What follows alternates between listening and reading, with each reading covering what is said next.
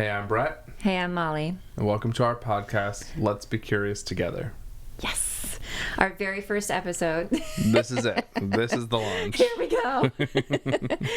This is the launch. This is actually not our first episode that we've recorded, but this is our intro. This is our official intro to what the heck we're doing here and what we plan to talk about during this podcast. We have been so excited to launch this, and honestly, it's been a dream of mine come true to be able to offer this to both of us, but also to see how it goes out into the community. And we are people who really enjoy deep conversations. We enjoy going to places that are a little bit uncharted, or going to places in conversation where maybe people haven't thought to go before. We both have always been such deep question askers, no matter what stage of life, what context, who we're around. But also, for me, I think my brain is wired to to bring light to the shadows in just information and people's hearts and emotions. And I've always been a bit of a therapist type that really, really enjoys drawing out the uncharted in people's hearts. And so that's why we're here. And Let's Be Curious Together is us kind of linking arms and moving forward into this place of, we don't know what's ahead. We don't exactly know what we're going to be talking about every single time, but we're ready to go. We're ready to ask questions, and we're ready to take people along with us. Yeah. I kind of like that mental picture you gave of like an intellectual adventurer. You're like going out there and charting new land, new courses. I mean, we're not like Magellan or like, one of those guys. No, for sure not. But here we are. So, I mean, a few things that we're definitely going to be covering, are just things that are obviously we care about. Yes. Things that we love already. Mm-hmm. Family is very important to us. Marriage, is very important to us. Obviously, keeping a good relationship. Friends, community is another thing that's really important to us. Mm-hmm. Health, is something. Our faith is very important to us. And self-discovery, a lot of self-discovery. We're in our mid-30s, and here we are. Yep. And another piece of that, I think that we more stumbled upon in the more recent years of our marriage was in neurodivergence as well. The realization that we were both had been living our lives undiagnosed neurodivergence, and for one reason or another, it was a lot of cool discoveries there. So we'll see. There's a lot of that weaves into our story, and that we're going to talk about in future episodes. But I think just the curiosity thing, if we take a trip down memory lane, to say that I remember one of our first times really I think we just started dating maybe, and getting to have a conversation with you. And we had spent hours talking. I don't even know how many hours, but it was, easily 4 to 6 hours. Mm-hmm. Who knows how many words? Multiple times, but I'm thinking more like, than multiple times. I'm thinking just like the first time is really ringing for me right now, of like the very first time we're just at first I avoided hanging out with you alone, let's be honest. And then we had hung out with a couple friends, and more just like getting to know each other, playing a lot of games, doing silly things, staying out till 2 a.m., just talking as a friend group. Mm-hmm. And then once we started hanging out alone, I feel like we both realized that we had something special between us. And it wasn't just like love, it was this thirst for knowledge and thirst for like going to deep places where people might avoid.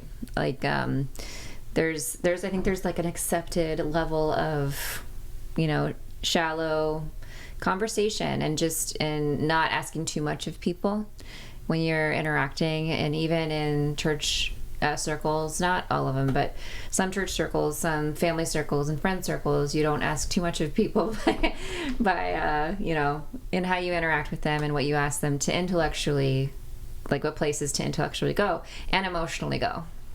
I'm more of the emotional digger type, and you're more of the intellectual, but we both have like major crossovers in both. But I think once we realized we were both willing to like sit down, stare at each other in the eyes, and like not flinch as we were talking about these just controversial, what might be considered controversial or uncomfortable topics, like that's when we knew that we were a good match.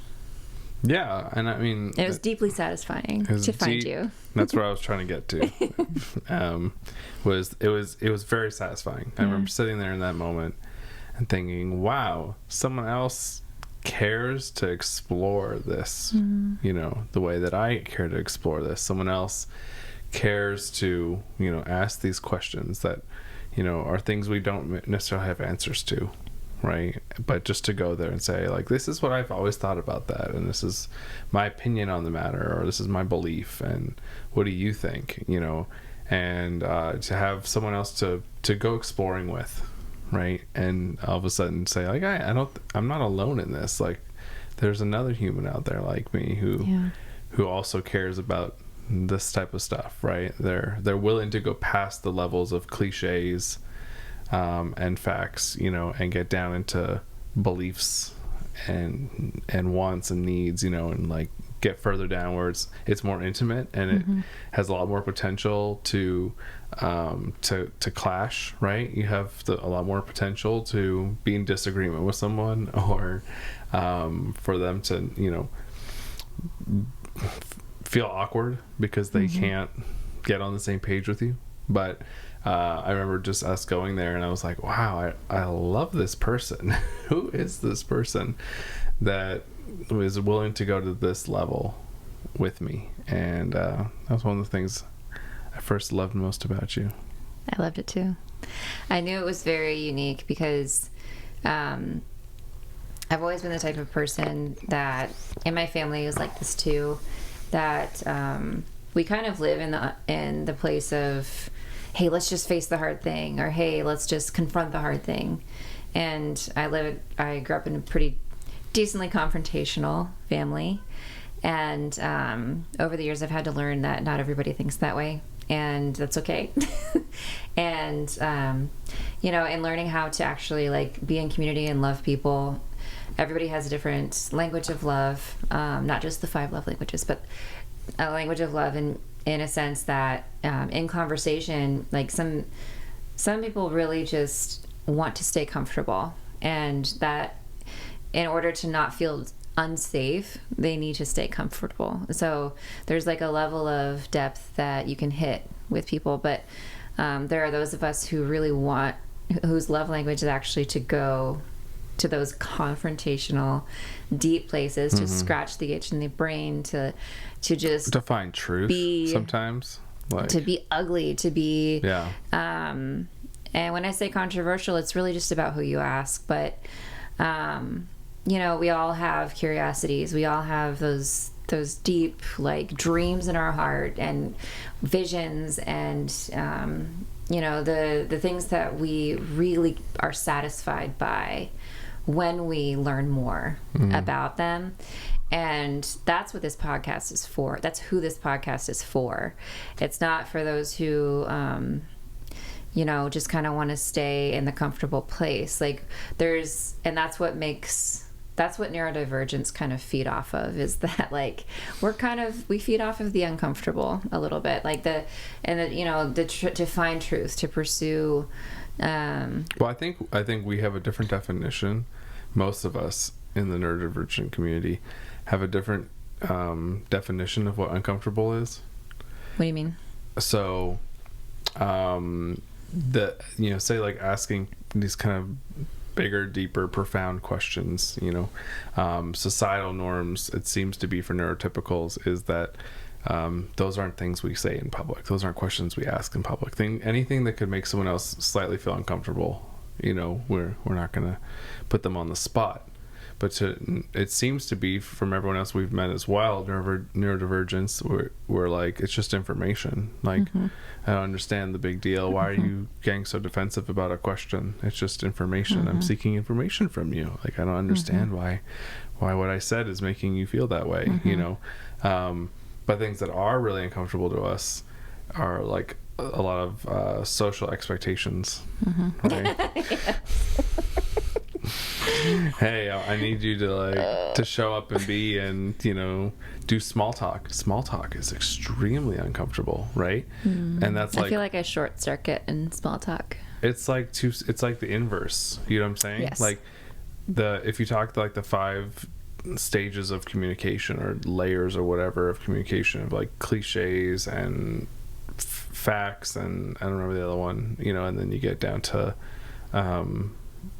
beliefs, I believe, and then desires, and then needs, or something, or emotions and then needs. I think that's about it. But like if you look at those, right, it's almost like most neurotypicals in public, right, are comfortable with those like top 2, let's say the most shallow versions of like, let's just do small talk and talk about facts and things that are what are you doing these days, what school are you going to, where do your kids go for dance, hey, how you doing, oh, look at the weather, it's been crazy, it's so wet outside recently, you know what I mean, like things that there is no personal like, what's the word for it, you don't have to take a stake in it, right? No risk, you can't offend anyone necessarily by saying any of these things at those levels of communication. But for like most of us in neurodivergence, that's a very uncomfortable place to operate out of, especially for me. Like for me, it's like it's very uncomfortable to operate in that. It's draining to operate in that, But then the deeper level seems to be very uncomfortable for neurotypicals, to be in a social, like public setting, right? To I realized very quickly that the question, "How are you?" wasn't actually the question, "How are you?" No, "How are you?" is a really irritating question for me. It's not specific enough, and I don't know what people are actually looking for when they say, "How are you?" And when I participate in normal social atmospheres and I ask, "How are you?" people answer good.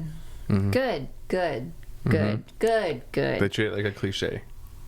And it's it's those things that have always just disappointed me about society. Is like, why are we asking how are you, and why aren't we really answering?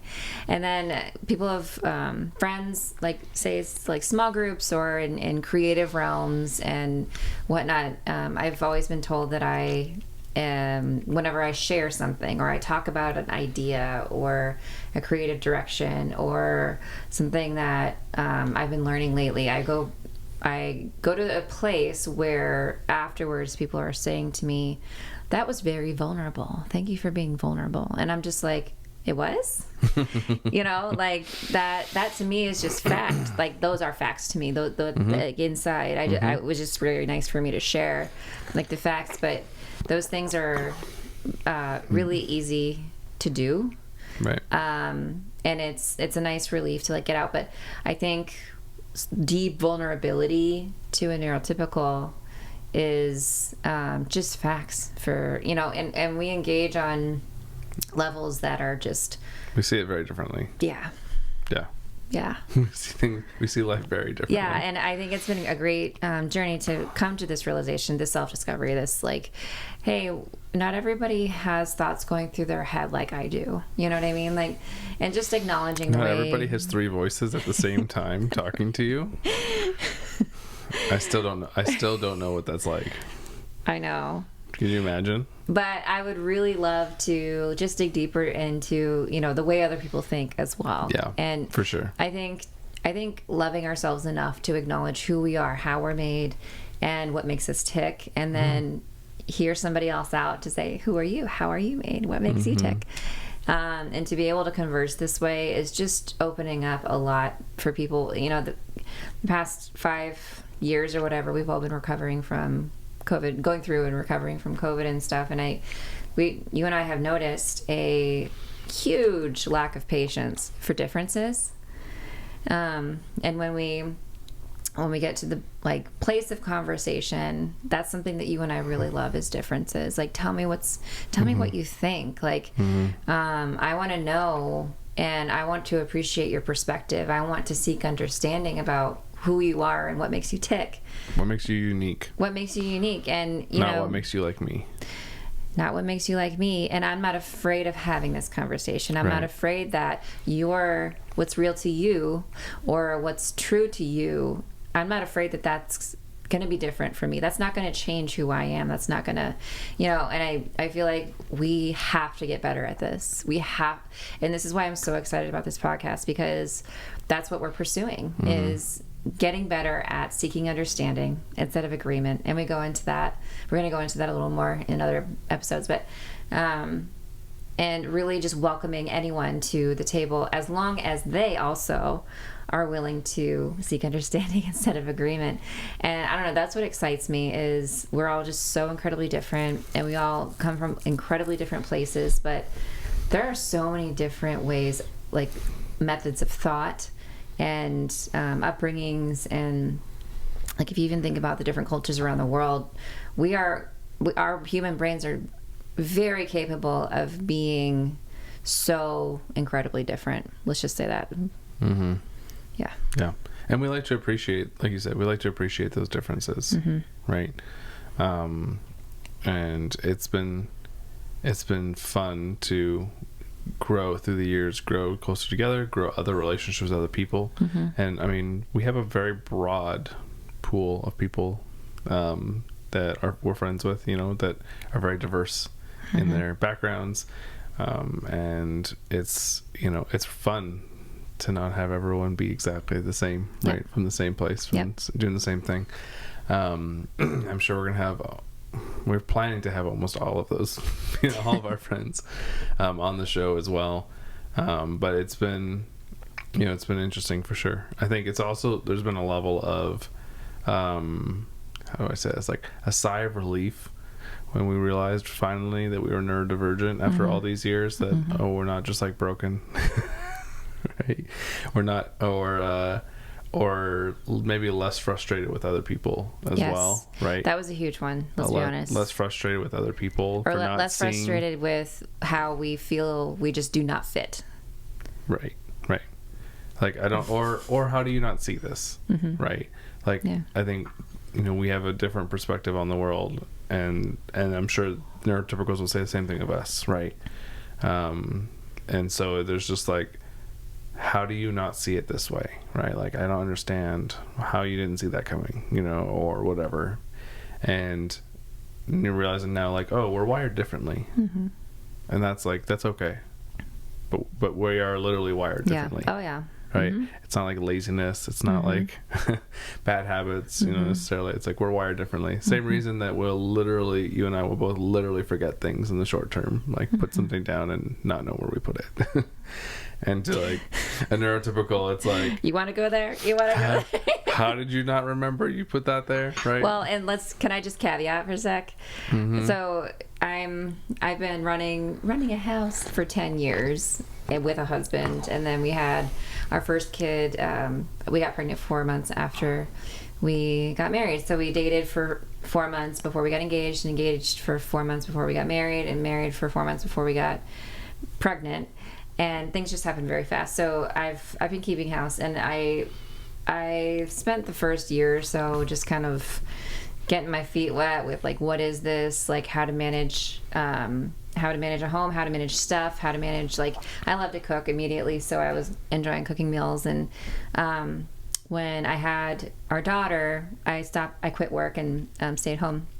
Thank you, by the way, for taking the load of the financial burden on. So thanks for being willing to take the not homesteading, but housewifing, homemaking. Thank you. That's what I was looking for. That's what you're looking for. That was what I was looking for. And that was both of our dreams. So we were so aligned in that, which is wonderful. But I spent probably from year 2 to year 6 possibly trying to up my game in like keeping house. Like, I would watch YouTube videos, I would find people to follow, but literally I was trying to self-educate so that I could learn how to clean my home, because apparently I didn't know how, and then learn how to organize my home, because apparently I didn't know how. And just trying to like find the answers, find the hacks to why this was so hard to keep a clean house. So that is just one thing that really... And these were all years we didn't know we were neurodivergent. Yeah, and I was just like pedaling uphill, climbing the mountain, and right. determined to grow. And I've always had a messy room. I mean, it's kind of typical for kids and teenagers to have messy room, but my folks and my sisters would always say it looked like a tornado had literally hit my room, and I would just like go on a cleaning spree, clean it up, but then it would just be messy. But that's spreading to a whole home, and like when we're talking about how closets are organized and then how much stuff we're holding on to, I have finally, in the past 2 years, realized that things are just going to be messy. Because I've got you, who you do the pile thing. You have piles everywhere, right? Yeah, my collections, and some things will just never get thrown out. I have me, who will just so easily put something down out of its place.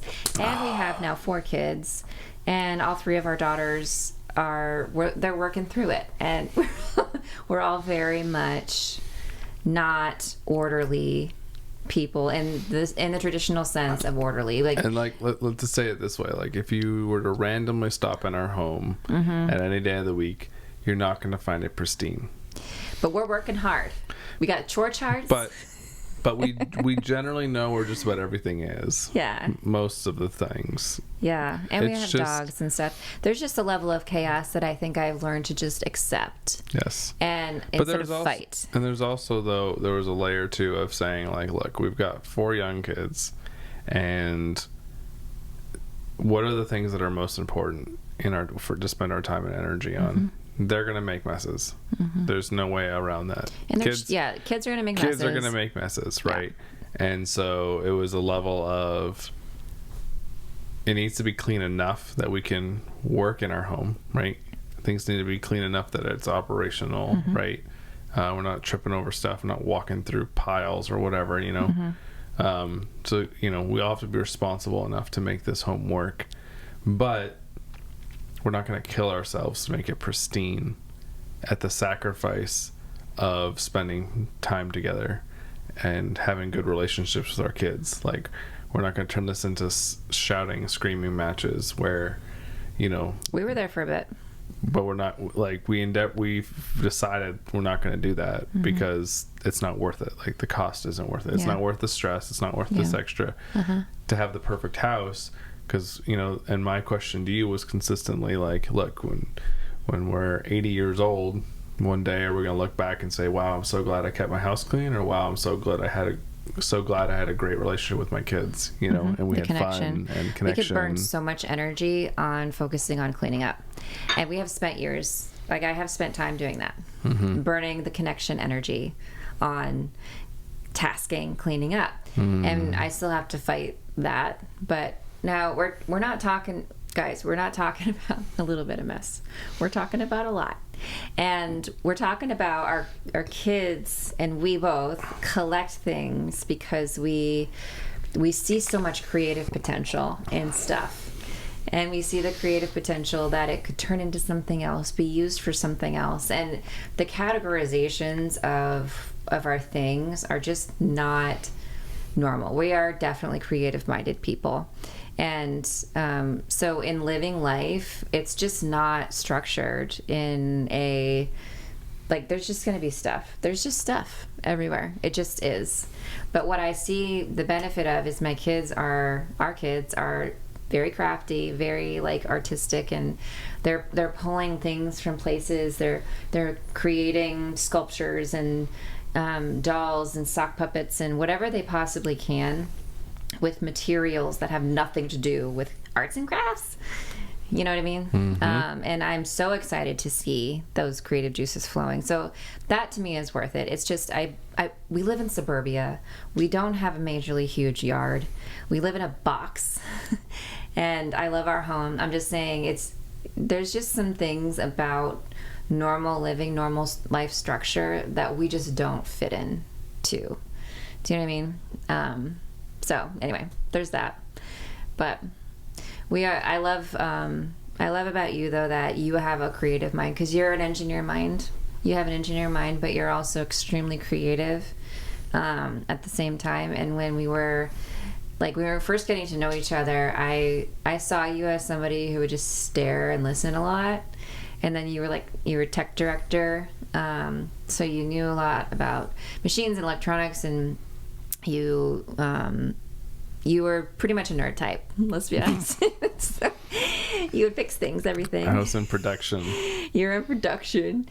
And we were both artists in different I learned that about coin. you. Yeah, and I learned that about you. So you definitely had your artistry in a different field, let's just say that. And I come in, I have a dance background, and I'm like, choreography, visual artistry, moving around, kind of a free-flowing type of artist where I love observing and seeing other people's artistry as well. But for you, your creativity and artistry, I didn't really get to know until a little bit later.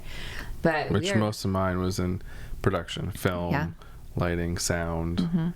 And I used to think the worlds were kind of different, and they are. Well, let's just say I used to think they were worlds apart. And we started working together like a couple of years after we got married. We dipped our toes into it before we got married a little bit, and then when we first got married, we had some projects that we were crossing over on, just contributing, co-contributing.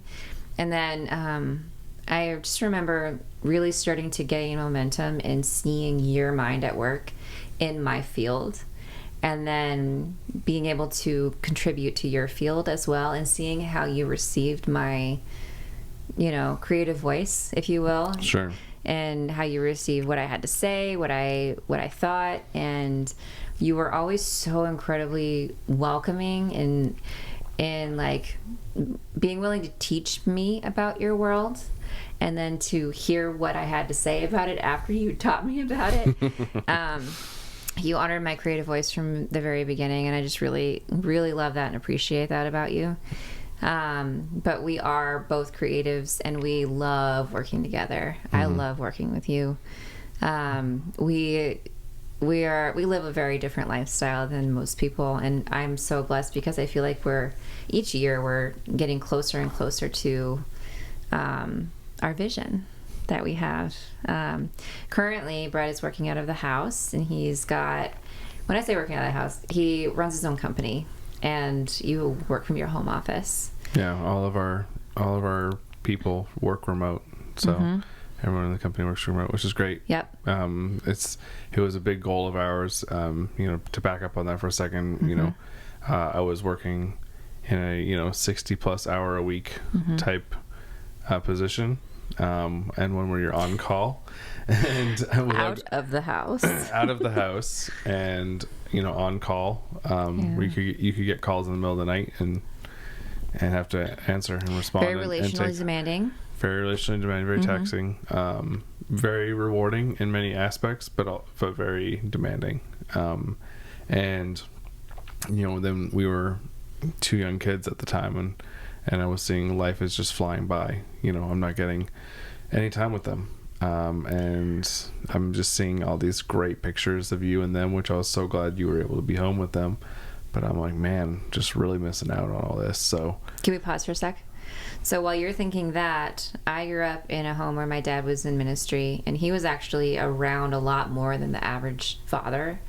So I had this expectation that I really would love to have you around more, and to be around our child more. But while you were working this 60-hour-a-week job, I was literally struggling with you being gone. And I remember just thinking, is this our life? Like, is this what we have gotten ourselves into? And is this the way that we're going to live forever? So anyway. Yeah. So, I mean, this is like whatever it was, year 4, I think, year 4 of being married, where I was like, hey, I need to figure something different, and I had a business I'd been doing kind of on the side. I had launched, and I'm like, we both kind of just prayed about it and felt, let's take that full time. And so we did. We went full time in that. And I mean, you and I work in it together, in several aspects. And, but that was really great, to be able to make that work, right? To be home And it was a unique point in life for sure, just from the aspect of the realm of possibilities was opening up, right? Mm-hmm. And so I had been doing production for so long and a couple other things, you know, and basically consulting, right? I've been doing production, I've been doing consulting, and like production consulting, or what kind of consulting?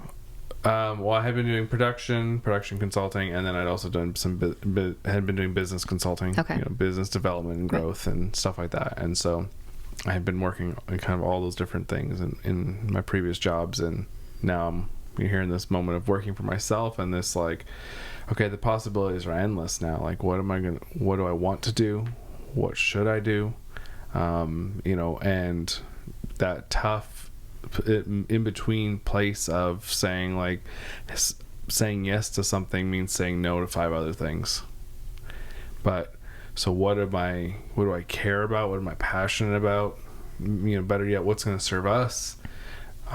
What's God want me to do? Mm-hmm. Right? Like, all those questions are floating about. And so just at the beginning, it was like, you know, we knew what we wanted to change in our home, but I didn't have like total clarity on what am I going to double down on and niche down on, you know, in work.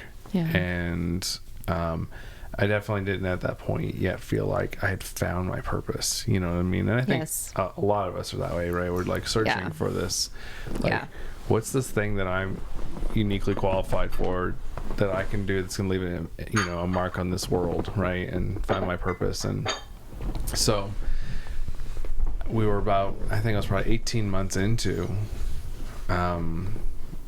being full-time, you know, self-employed and building the business, when finally that clicked, when finally it was like, this is it, this is the thing that I'm going to do, this is the thing I love doing, this thing, so, you know, it's rewarding. I do a great job at it, and then you and I partnered in that too, and that was in, you know, brand strategy and consulting, right, and helping people understand who they are, what you know, their business, who their people are, their audience, and all that stuff. And so, like, you and I started, and it was really cool to see your artistry background and kind of this really like empathetic mindset of knowing how to extract the story. Yeah. My background in film and production of trying to extract people's stories for film, you know, and bringing those two worlds together. That was really the first time we discovered that we had that in common. Like exactly the same thing, but from different angles. Which was really cool. Storytelling, extracting the story. Right. From people. Yeah. And I think we both, when we finally realized that, it was like, oh, okay, this could be really cool. Mm-hmm. But there were still so many unknowns leading up to that moment when you really fell in love with the certain avenue that you chose. I remember you were venturing into entrepreneurship and business and self-employment and everything that came, you know, with that. You went from a position of falling back on an already established entity, or falling like financially being an employee. Yes, to put it simply, being an employee to everything was relying on you. Mm-hmm. The day started and ended with your effort. Like nothing, you didn't get any backup from anyone. You were just venturing out on your own. And I just want to say that is incredibly courageous. And I remember those days were not always easy for you and not always easy for me to watch you go through that. And there were a lot of days when you were searching.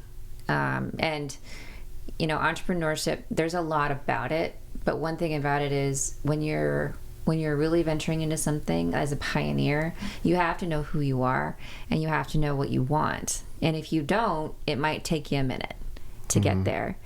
But it didn't take you too long. During that season of searching, you were self-educating, you were organizing, you were strategizing, you were working a ton, and you were just driving into something that was not known. And I just loved that journey of yours because it was a little bit I don't know, me as the housewife, watching you go through that, and I loved having you home, but I wanted you to succeed, and I wanted you to have that satisfaction from all of the hours you were putting in. So when you finally did find that avenue that you fell in love with, and it was something that I could participate in, that was a huge break for us. Absolutely. And it was really cool, I think, as well, just, in hindsight now, to look back and say, we didn't even know at that time yet, that we were neurodivergent. So we didn't really understand, we didn't really know ourselves that great, let's say, from this aspect. And it was just more of this, like, this is something I do, I like doing it, it works well, I'm feeling, like, good, like it's something God's saying is okay to pursue. Let's just go for it. And, and so that's our company purpose and growth. But, that's like, hey, the part that's shocking about this, the part that was so cool is whether it's us being neurodivergent or it takes us right back to the very beginning of our relationship and our marriage, it was the epicenter of this is we're people who like to explore the unexplored, to ask the deep questions, to challenge, the status quo, to go to places that people aren't willing to go all the time. And that is what we do. That is what we do in the business world. Like, for our clients, we do exactly all those things. Yep. That were the things that we first fell in love with each other about. Like, oh, I can't believe you love to do this. And so now the thing we're doing is that for other people, and they love it and we love it, and I think we even love it, or at least I do. I love it so much because it is the one time where I'm able to get any type of person to go to that level. You know what I'm saying? And they're paying you to do it. Then they're paying us to do it, right? So it's like, hey, we can have the discussion on the level that I love to have discussion on, and they're paying us to do it. So it's been really fun. And obviously there's the thing that I love as well is, in addition to working with you, is how we're very different, and we see what our clients' situations very differently, and we come at them from very different angles. You come at from the left, I'll come from the right, and it's the together, us, when we're in partnership together, that is so strong, and I think creates just a really strong result, a really strong impact with people, because we are, two halves to the same coin, so to speak. Yeah, and honestly, I do think that there's something really special about both of our drive to be in this type of companionship level with each other. Not every couple wants to work together. Not every couple wants to spend time together. And some people, some couples do, and then they have their max. And I mean, this might sound idealistic, but literally I can say this confidently because I've been married for 10 years now. And I'm not just like in the honeymoon phase. I'm not just, idealizing anything. We've been through some really rough times, and it hasn't always been this way for me, but we have slipped into a stride together, and I could spend every waking moment of the day with you and not get sick of you, and to still desire to, hey, what are we doing next? Hey, let's do this, let's do that. You are still 100% my person, and 100% the companion and partner that God designed for me. Oh. Well, yeah. Right back at you. Yeah, honey. well, and it didn't happen on accident. No, though. It didn't happen on accident. It's so it took a healthy. lot of work. It's so healthy to go back to the beginning. It's so healthy to revisit things. It's so healthy to track our steps together, because we have taken such intentional steps of growing in our marriage, of taking time away together, of going to therapy, of going to marriage conferences, of going to marriage, and we took a marriage intensive recently, and again, asking the hard questions. And Brett and I have been definitely not settling. Yeah, we definitely been those people that have lived a more serious life than we have lived a joyful life. So, we're looking to turn that around, though. Yeah, and to our own detriment in a lot of ways, because I'm in a new season of really craving joy, and I found it. I have it, and I don't want to let it go. But it takes a lot of work to get to the place where joy is just overflowing. I don't think, the joy of the Lord is our strength. We know that. That's, joy is a concept. It's not the same thing as happiness. Joy is a deep well, right? And I know that I've always had joy in me, but it's like that overflowing joy is not something that I have always afforded myself, because I've just been working so hard to figure out the thing. And well, we've both been bad at saying, like, okay, we stop and we look at where we're at, and instead of stopping to smell the roses, we go, I think it could still be a little better, and like, let's improve a little more, let's improve a little more. Let's do a little more, make it a little bit better. Or in a sense of curiosity, I wonder what other roses smell like. Right. Or why does this rose smell like this, and what's the chemical compound, and like just not capturing the main point. Right. And it's been so beneficial for us to have some like sevens as friends that 7 Enneagram, that will just literally find the win out of any possible situation, and the thing to celebrate, because we would tend to, before we were conscious of this, just look at the thing that needs improvement and not the thing that needs celebration.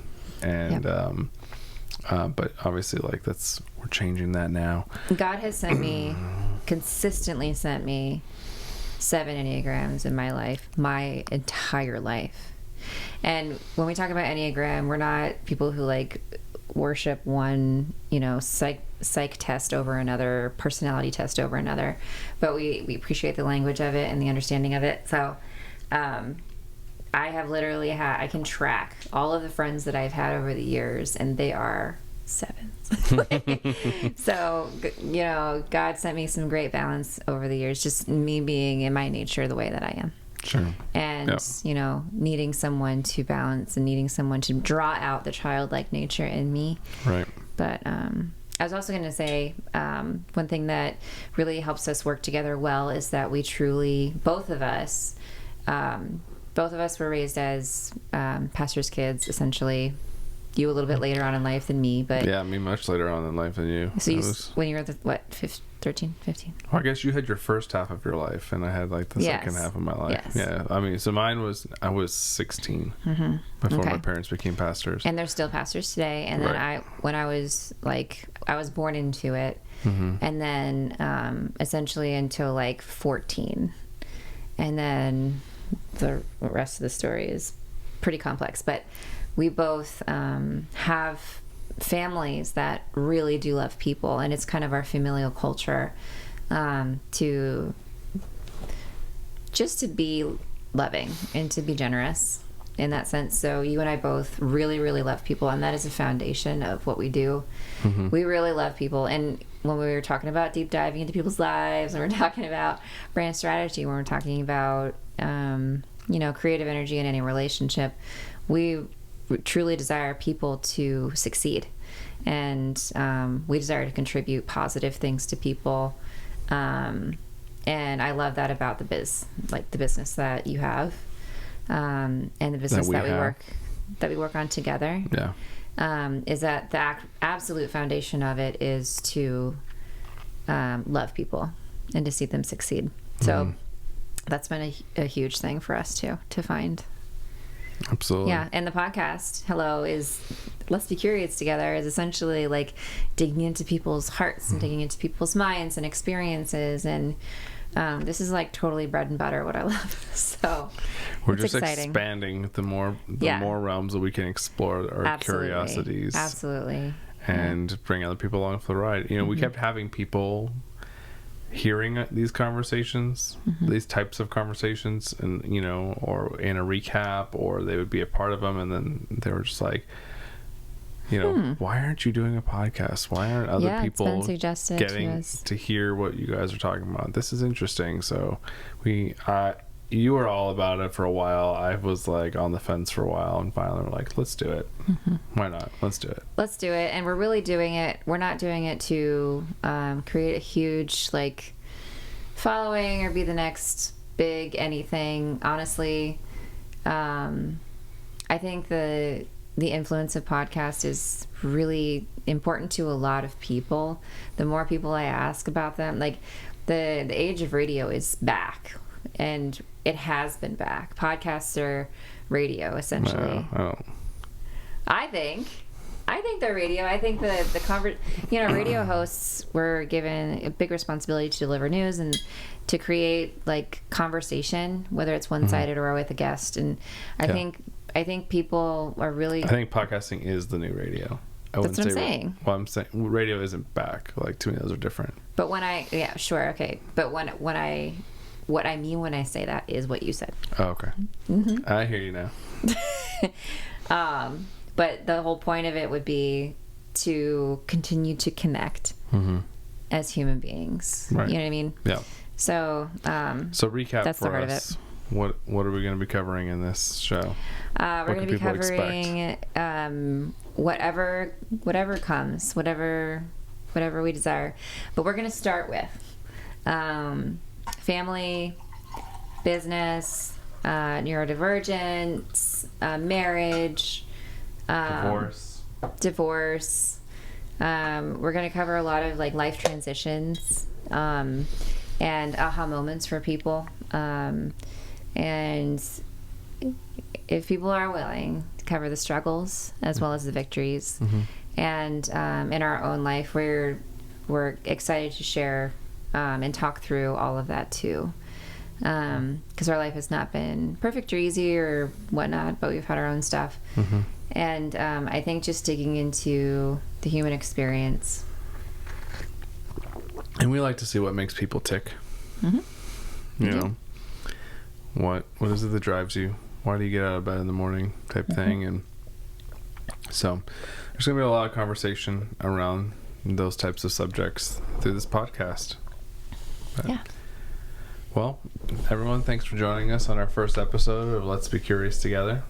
And like I said, this is going to be a weekly podcast. We'll be putting it out every Wednesday. Yeah. Would highly encourage you to hit subscribe. We're on Instagram and on YouTube. And if you subscribe, you'll be notified when the next episode comes out. It'll just show up on your page. Yeah.